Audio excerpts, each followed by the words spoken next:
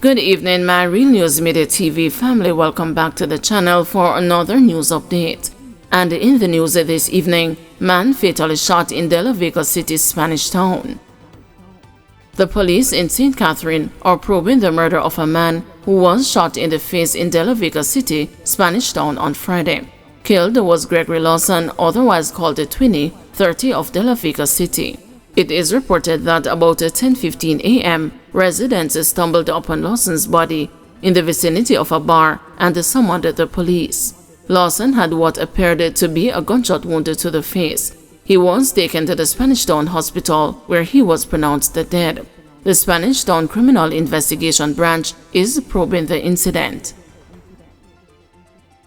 Alleged goat thieves granted $50,000 bail.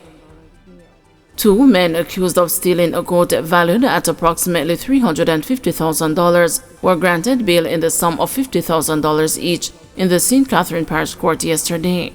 The accused are Dean Thomas, 23, of Taws Meadows in Spanish Town, and the 31-year-old Ricardo Thompson of a Spanish Town Road address. The case is to return to court on June 17. Allegations are that on April 25, the complainant securely locked his boar goat inside a pen. The animal was allegedly stolen by the accused, who placed the goat into a car and sped away. The incident was reported to the police and an investigation was launched. The vehicle was intercepted in Prospect in Bog Walk and both men were held. Both accused were arrested and charged. Woman ditches vehicle following car flip on Washington Boulevard. A woman abandoned her vehicle after the car she was driving flipped, landing on its side inside a service station on Washington Boulevard in St. Andrew early Saturday morning. It is reported that the unidentified woman was not hurt in the incident.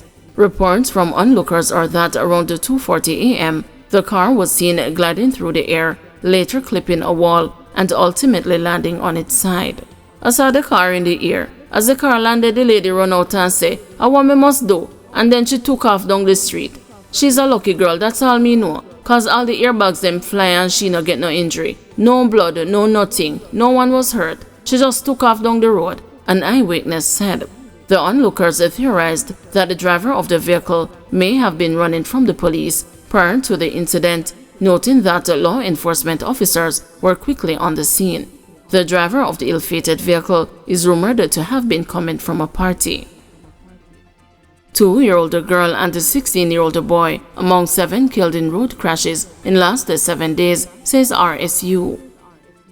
7 more people perished in motor vehicle crashes on the nation's roads during the week ending Friday, May 31. This has pushed to 170 the number of people killed in motor vehicle crashes since the start of the year. It represents a 3% reduction in fatalities when compared to 2023, or 6 fewer deaths, according to the Island Traffic Authority's Road Safety Unit in its latest update on Friday. Those killed during the past week includes 3 motorcyclists, one of whom was 16 years old, and a 2-year-old girl who was the passenger in a private motor car. Also killed were the driver of a commercial motor vehicle, one private motor car driver, and a pedestrian.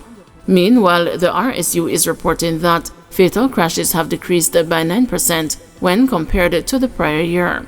Overall, it said pedestrians currently account for 19% of the road users killed as of May 31, motorcyclists account for 32%, private motor vehicle drivers account for 16%, and the private motor vehicle passengers account for 11%. Vulnerable road users, pedestrians, pedal cyclists, motorcyclists, and pillion riders account for 62% combined of the road users killed as of May 31. Males and females account for 86% and 14% respectively of the road fatalities to date. PNP again seeking to ease tension over candidate selection for St. Catherine Southeastern. There's an unrest again among some People's National Party supporters in St. Catherine Southeastern over the candidate selected to represent the party in the general election due next year. Medical practitioner Dr. Alfred Dawes was last year chosen over Alric Campbell, councillor for the Edgewater Division. Some supporters initially raised objection to the selection, but following the intervention of the party's hierarchy, tempers appeared to have cooled. However, there is now a standoff with supporters of Mr. Campbell who have refused to work for the party unless it agrees to another runoff between the two men. This prompted PNP President Mark Golding and other senior party members to call an emergency meeting at the constituency office in Portmore Saturday night.